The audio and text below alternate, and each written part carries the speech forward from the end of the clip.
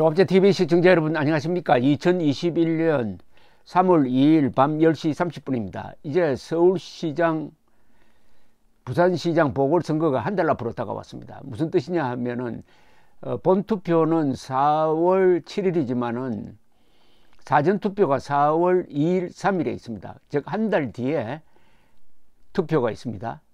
그러니까 한 달 앞으로 다가왔는데, 이게 서울시장 선거는 관심사가 범야권 단일화가 잘 될 거냐, 누가 될 거냐, 이런 관심사가 하나 있고요.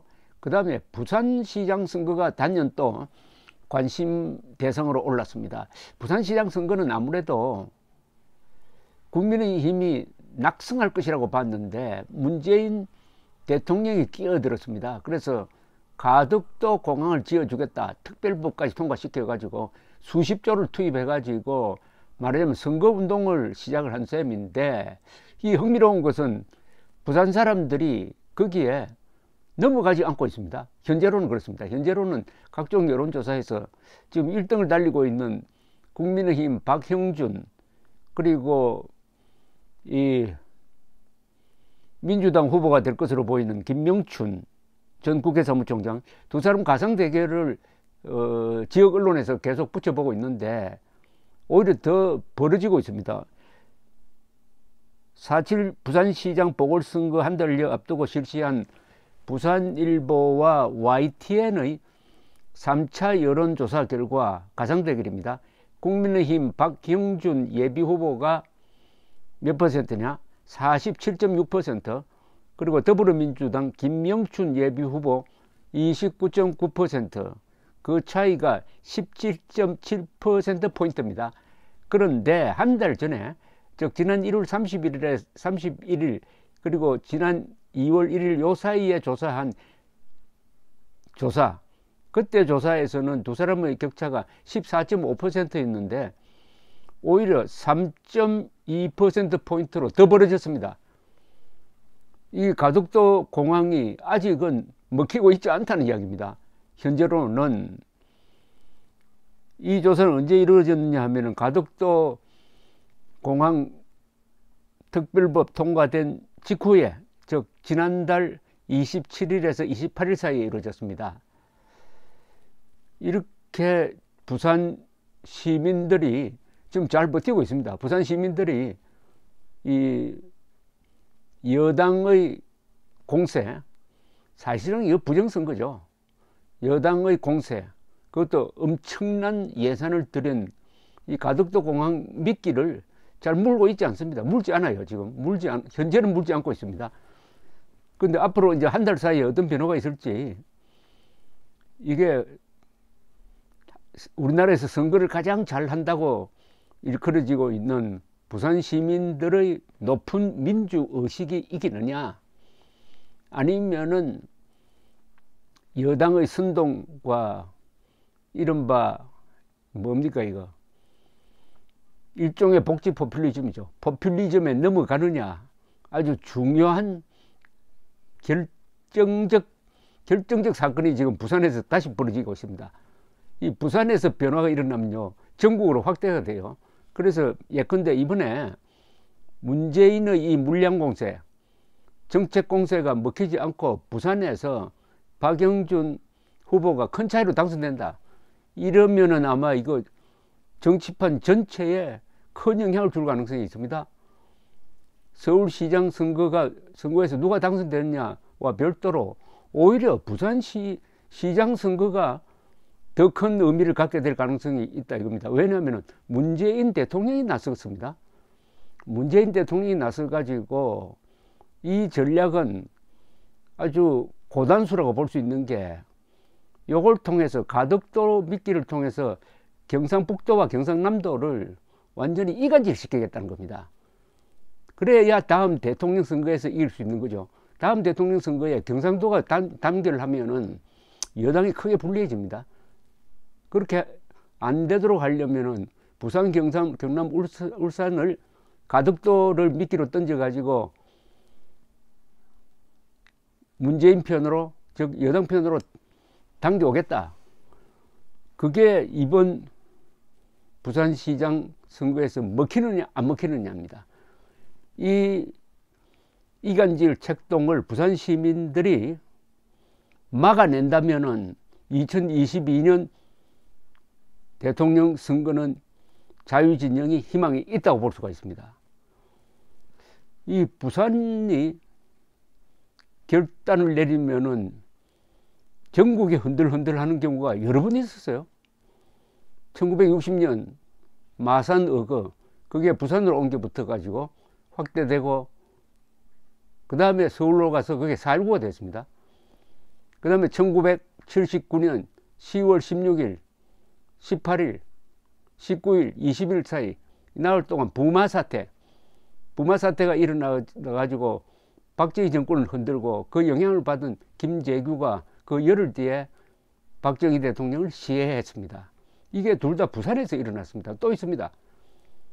1985년 2.12 총선 때 전두환 정권이 꼼수를 써가지고 야권을 분열시키는 정책을 썼는데 이게 먹히지 않았습니다. 왜? 부산에서 당시에 민정당, 즉 집권 여당이 완전히 거의 몰락할 정도로 낙선을 하고 말았습니다. 그때는 한 지역구에서 2사람이 당선되게 돼 있어 가지고 여당은 무조건 당선되게 돼 있었는데 부산에서 3사람이나 떨어지고 말았습니다. 광주, 전라도에서는 한 사람도 당시에 집권 민정당이 떨어지지 않았습니다. 대구에서 한 사람, 서울에서 한 사람. 이게 2.12 총선의 이변을 만들어 가지고 민주화를 대세로 만들었습니다. 그 2년 뒤 1987년 6월 18일 부산 대시위, 서울시청을 대군중에 에워싸니까 시장이 군대를 동원해야 되겠다 이렇게 건의를 하고, 전두환 대통령도 한때 비상계엄령까지 준비를 했지만은 그렇게 하면은 서울 올림픽이 날아간다, 자신의 단임 약속도 안 된다 해가지고 결국 6.29 선언을 통해서 국민들이 바라던 직선제 개헌을 받아들여 버리는 거죠. 이게 결국 부산 사람들의 선거 혁명을 통해서 일어난 일입니다. 이번에 만약 부산이 문재인 정권의 선동을 막아낸다면은 2022년에 정권 교체도 저는 가능하다고 봅니다. 부산 사람들에게 이 성원을 보내야 되지 않을까 하는 생각이 듭니다. 부산 사람들 선거 잘합니다. 왜냐? 마음이 순수하고 정의감이 있고 개방적인, 그리고 전형적인 서민, 요약하면은 나훈아 정신이죠. 나훈아 정신으로 무장하고 있는 이분들이 문재인 선동을 막아낸다면 한국의 민주주의는 다시 살아날 겁니다. 한편 서울시장 선거와 관련해 가지고는 김종인 비상대책위원장이 이제 욕을 많이 먹고 있습니다. 왜?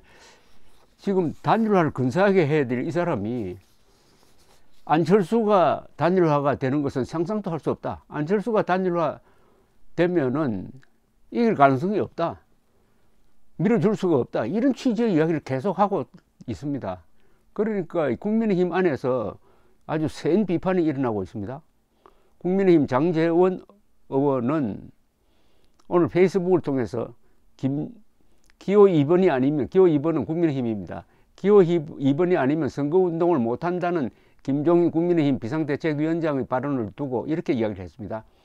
김종인발 기호 2번 논란이 참으로 유치찬란하다. 지금 시점에서 기호 2번, 4번을 논하는 것이 우리 진영 전체에 무슨 도움이 되나? 국민들 보시기엔 소화병적 영역 다툼일 뿐이다. 최종 결선에서 누가 이기든 이긴 사람 중심으로 선거를 치르면 된다. 이제 와서 국민의힘 후보가 아니면 선거를 돕지 못한다고 겁박하는 것은 단일화 결과에 불복하겠다는 것과 다르지 않다. 지금 국민의힘에 더 필요한 사람은 김종인 위원장이 아니라 안철수 후보다. 고약한 심보다 단일화에 죄를 뿌리는 잡음을 내서는 안 된다. 김종인 당신보다는 안철수 후보가 국민의힘에 더 도움이 된다고 했어요.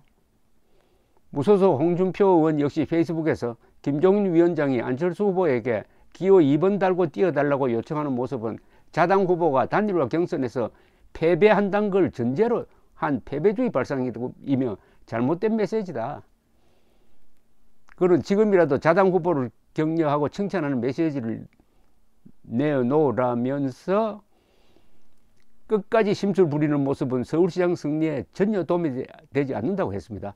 무소속 윤상현 의원도 기호 2번을 달고 나가야 당선된다는 국민의힘 입당론은 근거도 없고 단일화 취지를 무색해하는 주장이다.